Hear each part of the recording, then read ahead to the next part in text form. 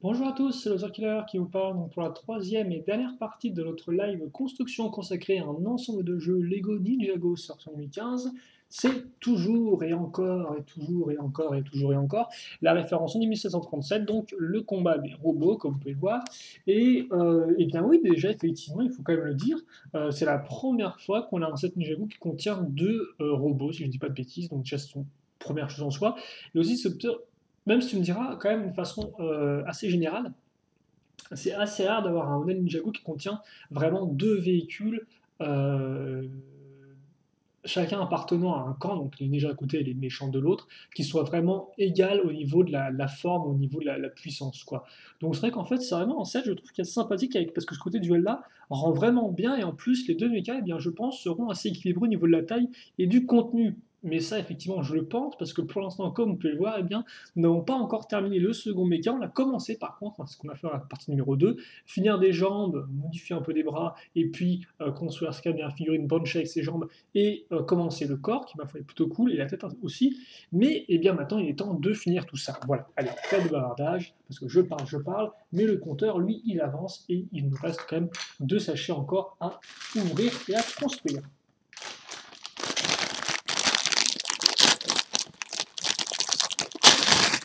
Sachet numéro 5 qui va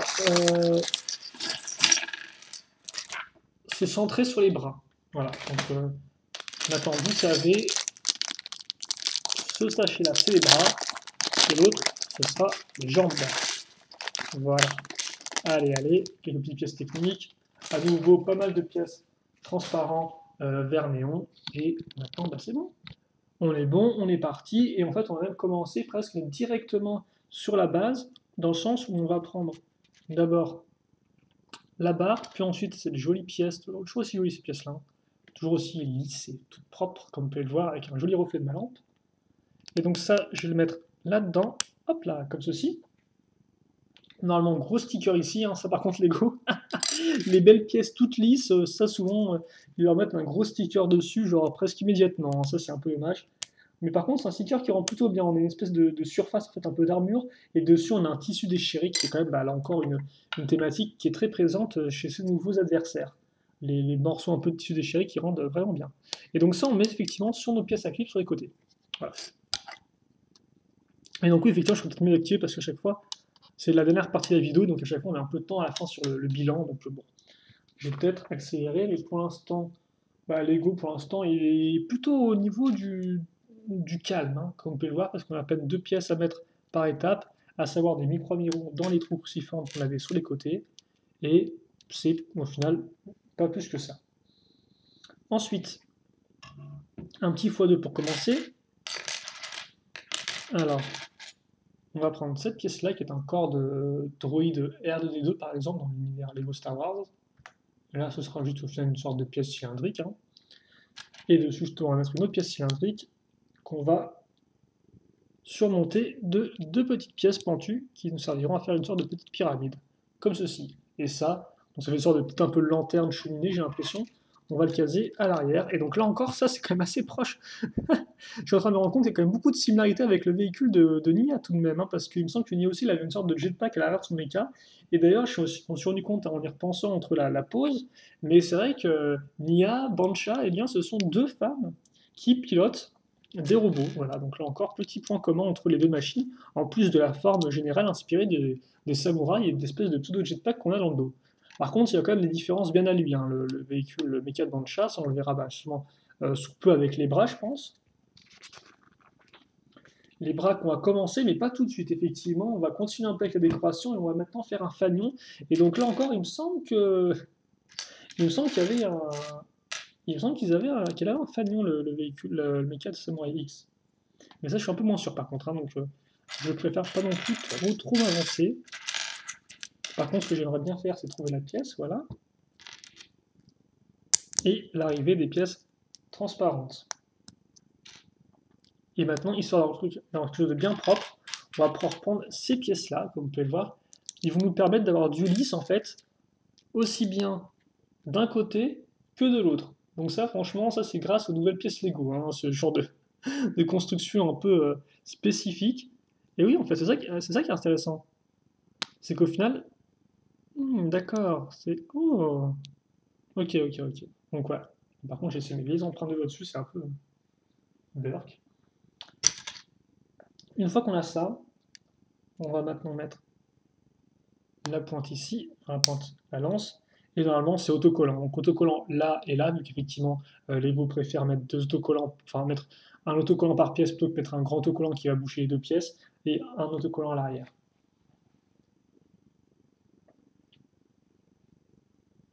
Voilà, et donc ça ensuite, eh bien, on va le mettre pile poil dans son espace central, à savoir ici. C'est vraiment fait pour. Hein. Voilà, par contre ça va bouger un peu, donc ça, faut aimer. Et là encore, c'est vrai que c'est un fanon, mais quand même, vu que c'est il a trois couches de pièces, il est quand même assez massif, le fanon, le petit drapeau. Quoi. Donc ça, voilà, on peut enfin le mettre, enfin, c'est pas non plus une clé, mais voilà, on peut mettre de côté, et maintenant on va passer au bras, ce qui va me permettre de mieux vous montrer un peu la construction. Allez, donc on va commencer avec une 2x2, là encore lisse comme ceci. Et on est parti, allez, on est parti avec une 1x2 transparente, une autre avec des tenons, enfin une autre avec une pièce à clip. Et là par contre ce ne sera pas un x2 visiblement, d'après le mode d'emploi, à moins que ce soit une petite feinte et qu'il nous lise à toute fin. Le truc cruciforme va être très rapidement mis à escient avec la pièce en T, comme vous pouvez voir, la pièce Lego technique ici. Puis cette pièce-là avec différentes accroches à clip. Je vous laisse deviner ce qu'on va mettre dessus. C'est moi. Ensuite, une pièce avec plein de tenons en façade qu'on va tous occuper de façon plus ou moins intéressante, avec déjà une pièce une fois de pentu, une petite une fois deux qui va en fait servir avant tout à permettre l'accroche de cette pièce-là ici, et ensuite, eh bien, trois pièces, une fois une, pentues, comme ceci. Voilà. Ensuite, cette pièce-là, donc qui est assez spécifique, souvenez-vous, on l'avait déjà vu pour les pieds du méca de Zane. Mais elle était quand même assez bien, assez cachée, et en fait, au final, elle bloquait plus l'articulation qu'autre chose. Et ensuite, on va faire eh bien, des mains, des doigts plutôt, des doigts très griffus, comme vous pouvez le voir. Voilà, comme ceci, hein, parce que c'est un gros méchant. Et donc, j'en fais x4. Et vu le nombre de pièces qui restent, je pense qu'on est bon pour le faire au moins x2 aussi, hein, entre nous. Voilà. Et voilà. Donc, je mets ça là, ici, là, et eh bien, n'oubliez pas non plus qu'on a aussi quasi une pièce à clip ici. Voilà. Et donc, une fois que j'ai ça, maintenant, je prends cette pièce-là qui est ce qu'on appelle un os dans le thème Lego Eurofactory, donc un os avec un bol jaune et un connecteur de l'autre. Et donc voilà, là j'ai mon bras qui est terminé. Et donc c'est vraiment un bras de gros méchant. Ça, je le mets ici, sur le bol jaune du haut, parce que je vous le rappelle qu'on a aussi des bols jaunes en bas. On va juste un peu mieux aligner cette pièce. Et maintenant, on va faire pareil de l'autre côté. Donc plus c'est plus ou moins x2 en fait, mais c'est pas exactement pareil, quoi. C'est juste que c'est symétrique et non pas parallèle. Ah oui, bah oui, là, on fait de la géométrie maintenant. Là, ça déconne plus. Hein. Hop, comme ceci, comme ça. Ensuite, c'était cette pièce-là. Voilà. Je crois qu'après, on a ok, ça qui va venir se mettre ici. Ça à ce niveau. On recouvre le tout. On n'oublie pas les pièces pentues maintenant. Donc ici. Hop là. Et maintenant des une fois une. Ok, d'accord, ouais. Effectivement, on va quand même bien décorer tout ça. Avec les une fois une d'abord, et ensuite. Enfin, les une fois une pentue d'abord, et effectivement, après, les une fois une circulaire à ce niveau-là, et lisse en plus. Voilà. Donc ça, c'est fait. D'ailleurs, ça rend plutôt bien cette petite partie comme ça en, en pointe, en triangle. Là encore, on va mettre nos doigts. Hop, comme ceci. Et puis après, on va enchaîner avec une pointe. comme ça, comme ça, comme ça et comme ça. Tada, voilà. Et donc une fois que ça c'est fait, on met l'os ici et ça je le raccroche de l'autre côté.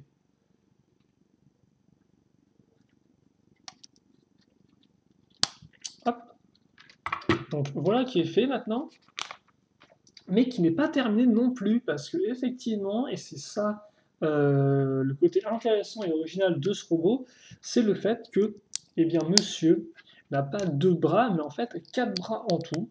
Donc, ce qui est une première dans les modèles Ninjago, mais souvenez-vous, ce qui n'est pas vraiment une première, si je ne dis pas de bêtises, dans le thème Ninjago en général, parce que si on remonte à 2013, on se souvient que, eh bien, Garmadon, sur son espèce d'île, a essayé de réveiller le grand dévoreur, non pas le grand dévoreur, l'autre là, le Overlord, enfin bref. Il avait aussi, à un moment, on voit qu'il se bat dans une machine, dans un robot qui a 4 bras.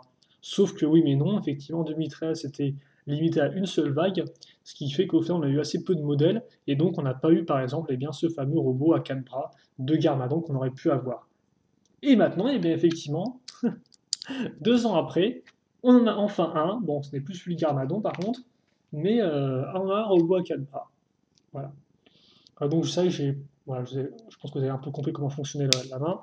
Et ça, par contre, on va vraiment la faire x2, hein, ce sera identique. Normalement, il y a un sticker qui va là.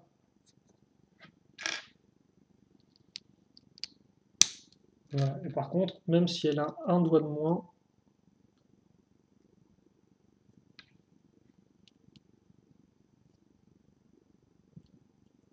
voilà, avec un doigt de moins, on a quand même des grosses griffes. Voilà. Et puis là encore, on va prendre ça comme ça. Et ça, je vais faire x2 à l'identique. Donc,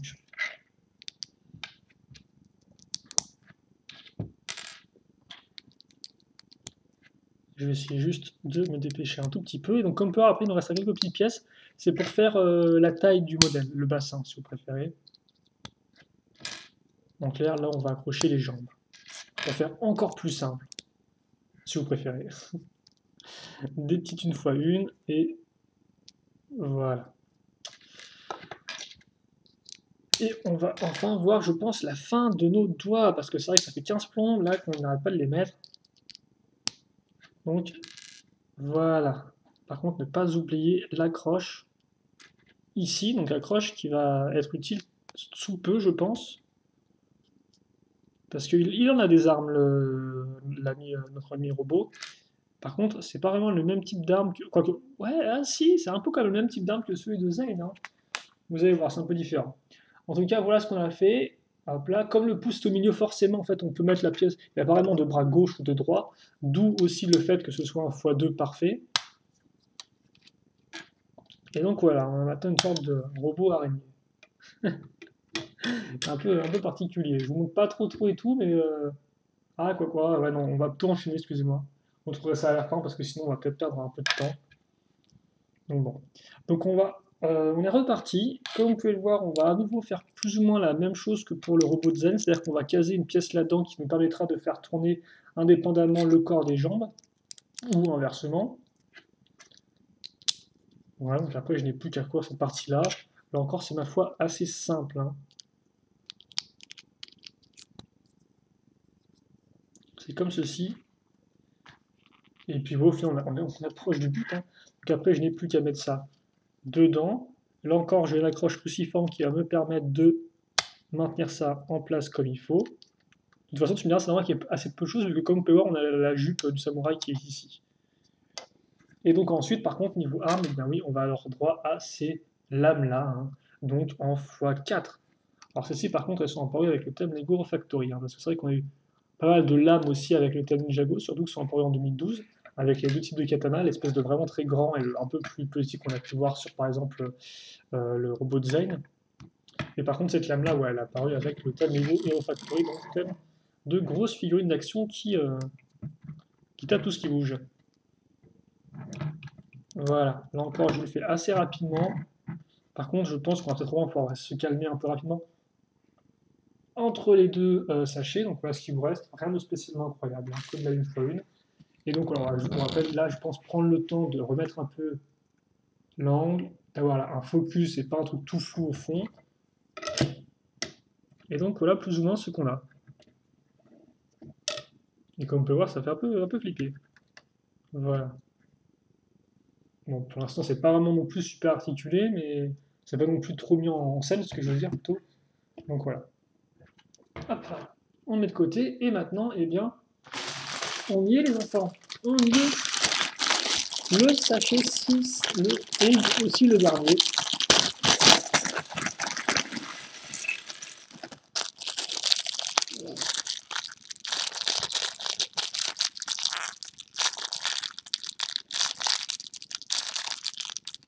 Ah bah allez, quand même quoi.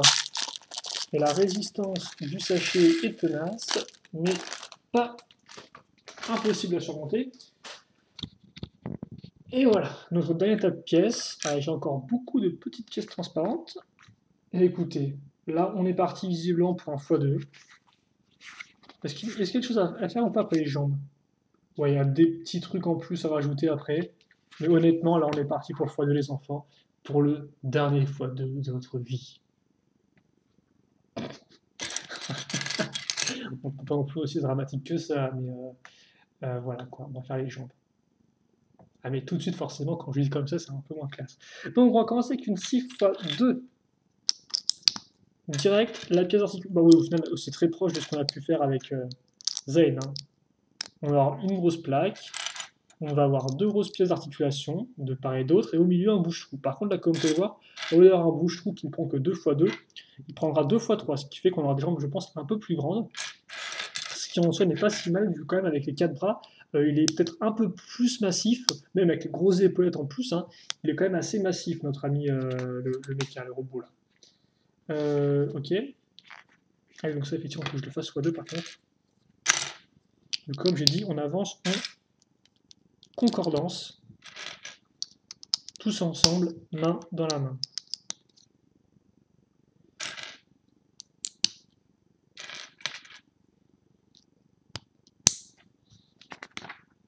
Voilà. Ensuite, pièce pentue inversée ici, et pièce pentue normale là. Ok, donc on va remettre d'autres pièces pentues inversées maintenant sur les côtés, un peu plus en hauteur, ce qui rend plutôt bien, je dois avouer. Moi j'aime bien cette espèce de double pièce pentue inversée. On me dit comme ça c'est un peu particulier, mais bon, voilà. Comme ça, comme ça. Et maintenant de là, 2 fois 1.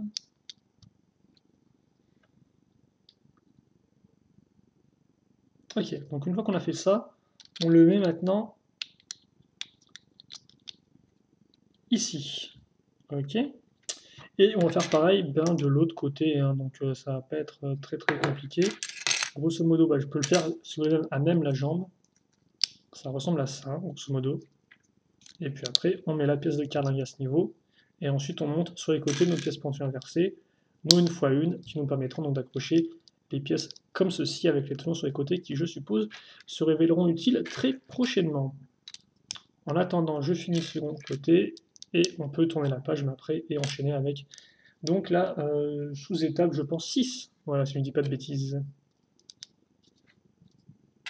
Les petites pièces beige. Beige vert. Je sais pas trop quel est le nom de la pièce, on a plus une sorte de, ouais, de beige un peu couleur sable. Beige jaune. Et ensuite, eh bien, qu'est-ce qu'on fait? On remet à niveau en fait entre le creux là et les briques avec une 2x4. Puis après, on met une 4x4 dessus. Voilà. On n'oublie pas non plus, par contre, la petite déco ici qui met définitivement à niveau notre pièce. Comme ça. Par contre, il me reste plein de pièces transparentes et là, on n'a presque pas utilisé encore. En attendant, on va les pièces avec un petit clip au bout, ça nous avait manqué.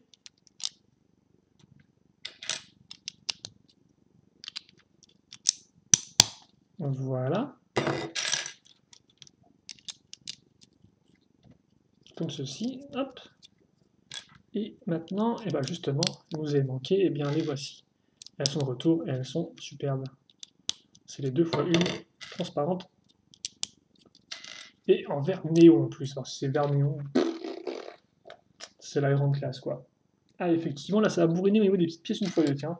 Avec donc une pièce pentue ici, suivie de 2 pièces avec un tenon au milieu.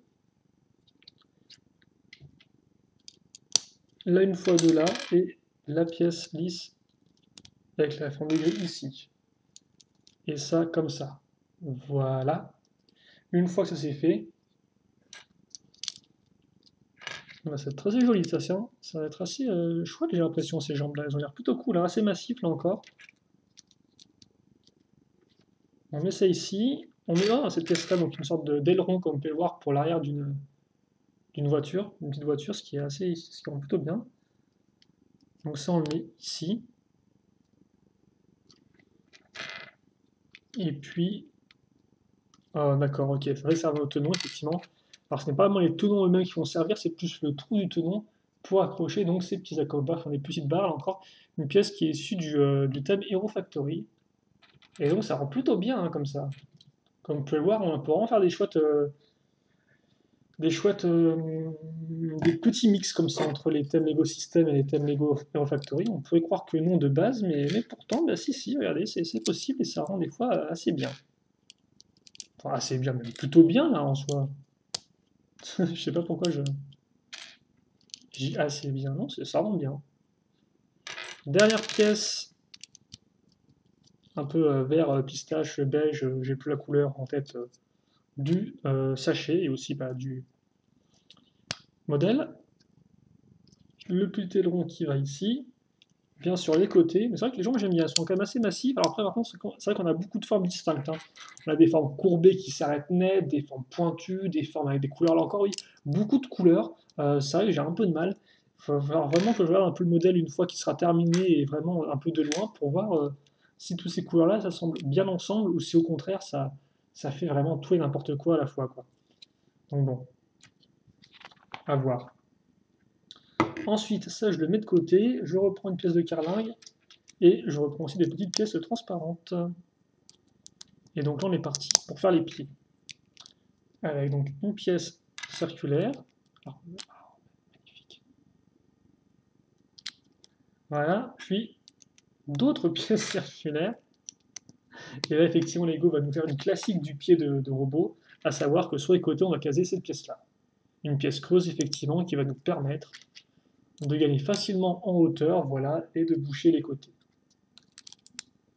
J'ai fait ça une fois, donc je vais le faire une seconde fois maintenant, histoire de rester à niveau entre les briques. Hop.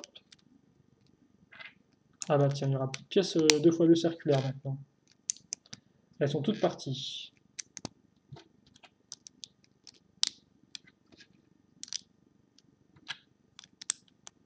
Voilà. Ensuite, Lego fait des petits pâtés de pièces transparentes ensuite. Ils font des U, voilà, comme ça. Donc ils mettent 3 pièces 1x2 transparentes. Et ils sont contents, ils la mettent là, voilà, comme ça. Ils en mettent même 4 en fait. Ah oui, d'accord, c'est vraiment un gros bourrin, quoi. Et le méca vient de s'écrouler en fond, mais c'est pas trop grave. Pièce pentue dans ce sens-là. Comme ceci.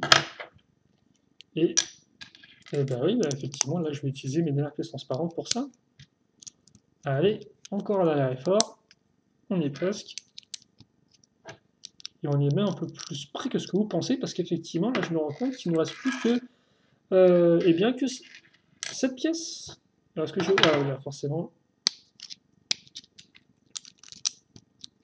J'ai oublié de bien renforcer tout ça. Comme ceci.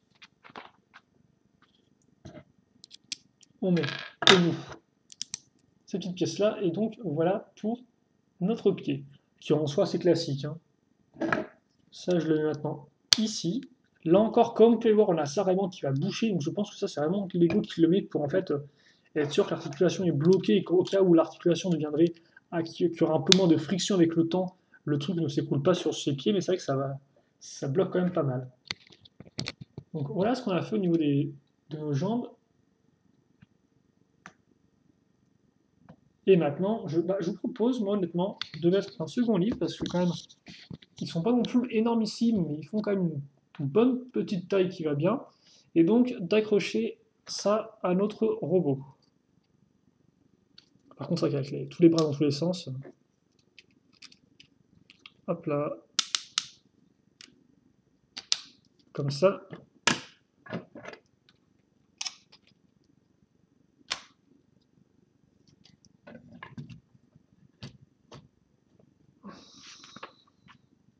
Voilà. Et donc maintenant, je prends la roue dentée, je mets la barre ici, et ça, je le mets là-dedans.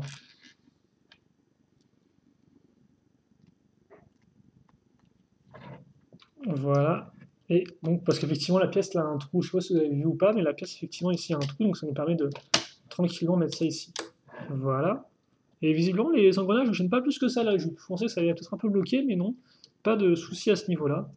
Et par contre, donc pour les bras, hop là, comme ça.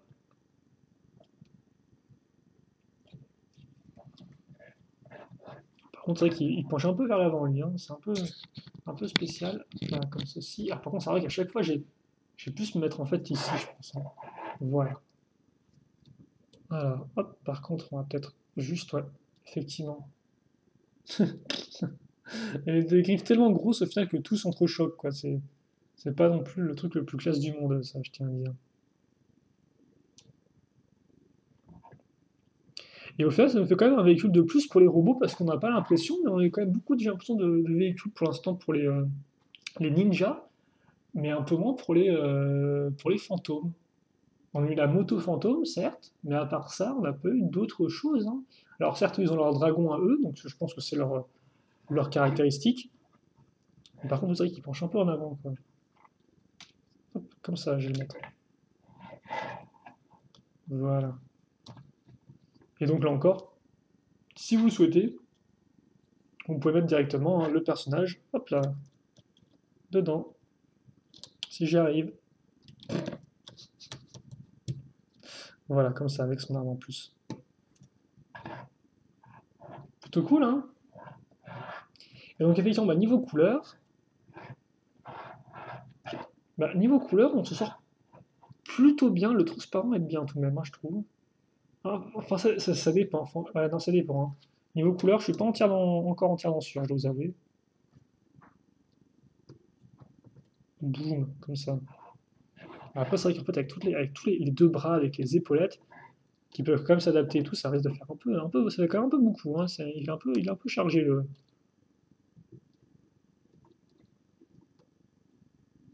Bon, écoutez, voilà, je crois que ça c'est fait. Ça c'est fait, et bien sûr, n'oublions pas qu'on avait aussi donc un second robot, donc je vais mettre un peu droit par contre. Ah, et bien sûr, oui, ça peut tourner, ça, je sais pas si je l'ai montré, mais bien évidemment, voilà, quand ça tourne, et ça fonctionne d'ailleurs plutôt bien. Je vais remettre lui un peu plus droit.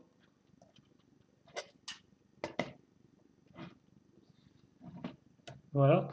Et par contre, l'Usain, il est un peu plus en mode confort, quoi. Lui, il s'assoit dans son robot. Il est vraiment sympathique comme robot, le Sweet Zane, hein. Et aussi aussi de. Mais c'est vrai que c'est intéressant ça de voir. Bah d'ailleurs, c'est vrai que c'est ça. Je me demande franchement si dans l'histoire, dans la série animée, ils vont pas tenter de rapprocher le mecha de Nia avec celui-ci, quoi. Genre, je sais pas, elle arrive dans le monde des fantômes avec son mecha, et elle se le fait piquer ou un truc comme ça, je sais pas, mais c'est vrai que comme il y a quand même des ressemblances qui sont assez frappantes, je sais pas du tout s'ils vont essayer de faire un truc au niveau de l'histoire avec ça ou si pas du tout en fait.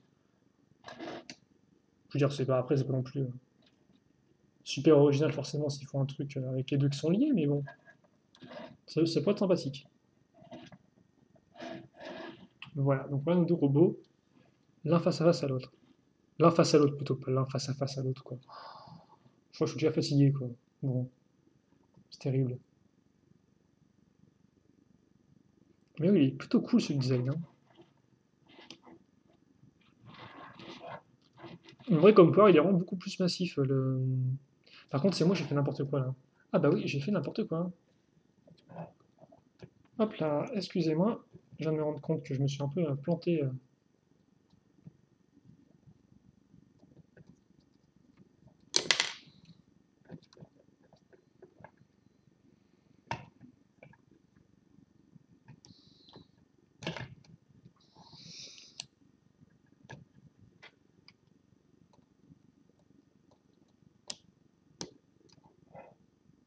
Voilà.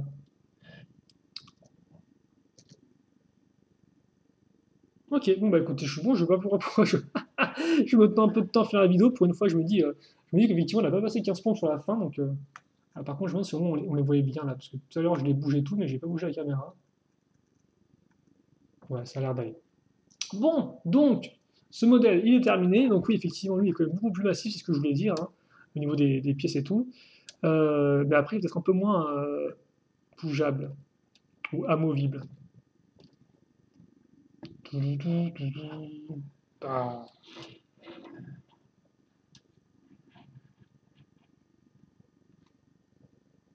comme ça. Mais par contre, c'est vrai qu'effectivement, le côté grosse brutasse avec les quatre bras, il ressort vraiment bien. Donc, tu vois, le côté vraiment hétérogène des deux robots, le fait qu'ils soient vraiment designés un peu différemment au niveau de la forme, ça aide vraiment à rendre le set, je pense, unique et à vraiment faire ressortir les forces des deux machines en présence. Deux machines en présence, bien évidemment, et aussi d'une structure. Parce que oui, souvenez-vous, on a aussi construit une structure. Ainsi que donc, tu vois, il y a un lance-harpon, je suppose, pour aller attaquer directement l'autre machine. Voilà. Même si, bon, un truc qui est contre quelque chose qui marche toujours et qui est amovible, c'est peut-être pas non plus la meilleure idée. Et effectivement, par contre, Korn est déjà très bien représenté dans ce modèle-là, hein, parce que on peut presque dire au final que la structure leur appartient. Et en plus, donc on a eu trois figurines contre deux. Alors bien sûr, il y a aussi quand même le Screamer, ce qui fait qu'on a trois personnages contre trois personnages, ce qui est égal. Mais en termes de minifix, ça fait quand même trois contre deux. Donc vraiment un chouette set. Là encore, pour ceux qui voudraient un peu améliorer, je pense, leur armée ninja. Et qu'en plus, je crois que Nia, je sais pas si on la voit ailleurs que dans ce modèle-là. Donc bah écoutez, voilà. Donc ouais, non, franchement, en fait c'est un peu bizarre parce que j'ai plus le prix du set, je crois qu'il coûte 60 euros. Et ça, effectivement, j'ai l'impression qu'il est peut-être un peu moins complet que d'autres modèles que j'ai montés par le passé. Je sais pas du tout ce qui me fait, ce qui me laisse cette impression. Peut-être que pour moi, il aurait fallu une sixième figurine en plus. Mais voilà, ça, j'ai peut-être un peu cette impression que c'est un peu moins complet que d'autres modèles. Mais quoi qu'il en soit, on a quand même deux robots et qui, pour moi, font le job. Alors certes, niveau articulation, on pourra peut-être se plaindre, effectivement, c'est un peu limite, mais comme j'ai dit, le côté vraiment différent l'un de l'autre fait que ça fait la force du set, voilà.